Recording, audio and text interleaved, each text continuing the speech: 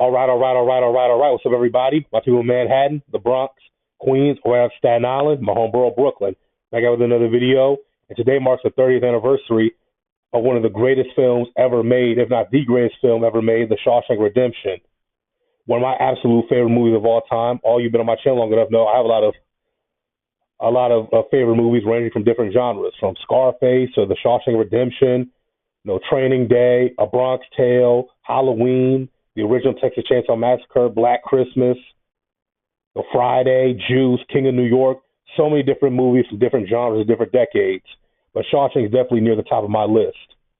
Like I said, it's one of the greatest films ever made and arguably the greatest film ever made. Matter of fact, in a poll taken in 2016, Shawshank Redemption was voted the greatest film of all time by most viewers. And I'm not gonna lie, I probably would agree with that. Like I said, I did a video very long ago saying Scarface is my favorite movie of all time. Scarface is my favorite movie of all time, but it has to share that title with the Shawshank Redemption and a few other of the movies I listed. But Shawshank is definitely the best film I've ever seen. The performances that Tim Robbins and Morgan Freeman gave, the story written, its perfect ending. Love this movie. Absolutely love this movie. Best movie I've ever seen. But it's debatable. Definitely debatable. But anyway, let's get into this. As you can see here, Tim Robbins' character, Andy Dufresne, is shocked and stunned to hear that he's received a life sentence in prison in Shawshank State Prison for the murder of his wife and her lover. Of course, Andy Dufresne didn't commit the murders, but we'll get into that later. He's sentenced to Shawshank State Prison, where he befriends Ellis Redding, a.k.a. Red, who's the go-to guy in the prison. He's the prison smuggler, and as he says, the only guilty man in Shawshank. Here they're out in the prison yard conversating, and Andy tells Red that he's been targeted by the sisters. For you who've never seen the movie before, the sisters were a prison gang, and their leader Boggs, he was well, it's prison. We all know what goes down in prison. Andy became a target of the sisters, and Red tells him, "If I were you, I'd go some eyes in the back of my head." Unfortunately, Andy was attacked by the sisters in the prison laundry room where he was working at. He constantly got harassed by them every day. Sometimes he would fight them off, sometimes not so much. Those first 2 years were rough on Andy, as Red stated. But Red is able to get Andy a poster of Rita Hayworth and a little pickaxe. Both the poster and the pickaxe will come up later in the film. One hot day, Andy and the boys were working on the roof when Andy overhears one of the guards, this guy right here, talking about his financial problems. And Andy tries offering him the sentence, but the guard grabs Andy and threatens to throw him off the damn roof. But once Andy's able to convince him, he accepts Andy's help in exchange for some beers. He gives to the fellow prisoners, and one of them offers Andy a cold beer, but Andy said no thanks. Now instantly, this guy Samuel Norton, the warden, comes into it, and he becomes one of Andy's boys, protected by Andy. In fact, he has the guard that threatened to throw Andy off the roof cripple Boggs, the guy who had been assaulting Andy in the prison. Boggs never walked again, and he was sent to a different prison. He gets Andy out of the laundry room and into the prison library with Brooks. Of course, they're able to refurbish the library, and it becomes a front for Andy's money laundering scheme. Well, really the warden's, with Andy as his puppet, if you will. Brooks, unfortunately, was a character who he was released. He was granted parole, and he was scared of going out to the real world because prison was all he knew. Because at this point in the movie is 1954, and he'd been in prison for 50 years. He became institutionalized, and of course, he ended up, unfortunately, taking his own life. Later on, it's 1965, and a new prisoner arrives to Shawshank State Prison, a kid named Tommy Williams.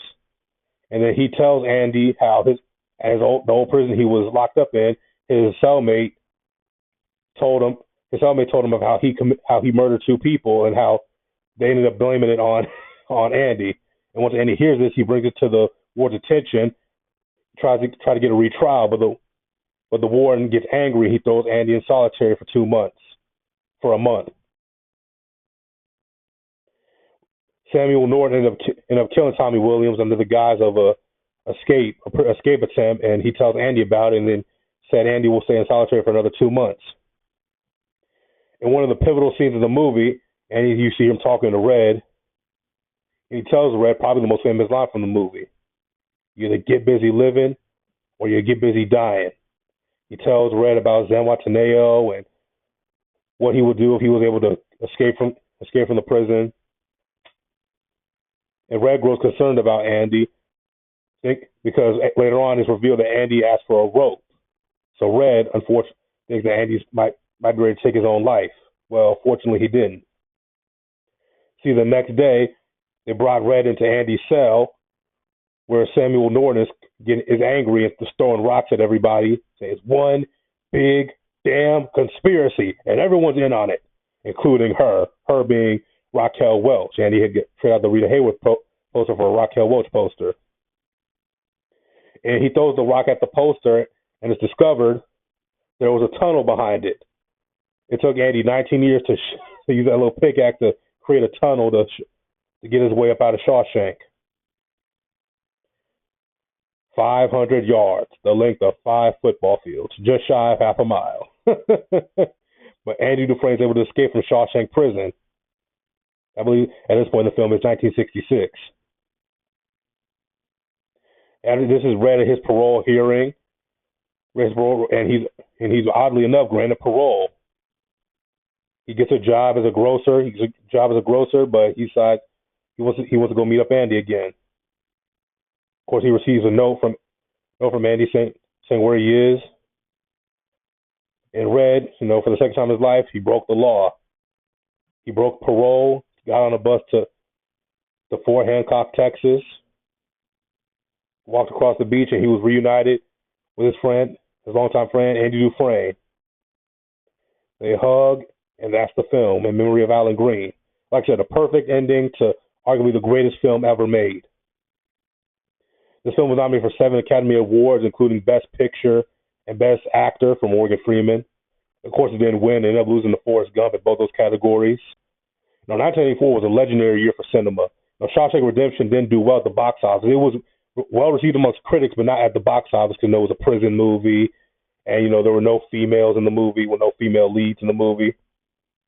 And of course, it was released the same year as Forrest Gump and Pulp Fiction, 2 of the most popular movies of all time. Now, of course, again, Shawshank became popular retroactively, but initially it was not. This one compared to Pulp Fiction and Pulp Fiction and Forrest Gump. But Shawshank is arguably the best film of the 3, and that's saying a lot because Forrest Gump and Pulp Fiction are also 2 legendary movies. Performances from great actors. But like I said, this is probably the best film I've ever seen. Is it to you guys? Tell me what you think in the comment section down below. Where do you rank it amongst the greatest films ever made?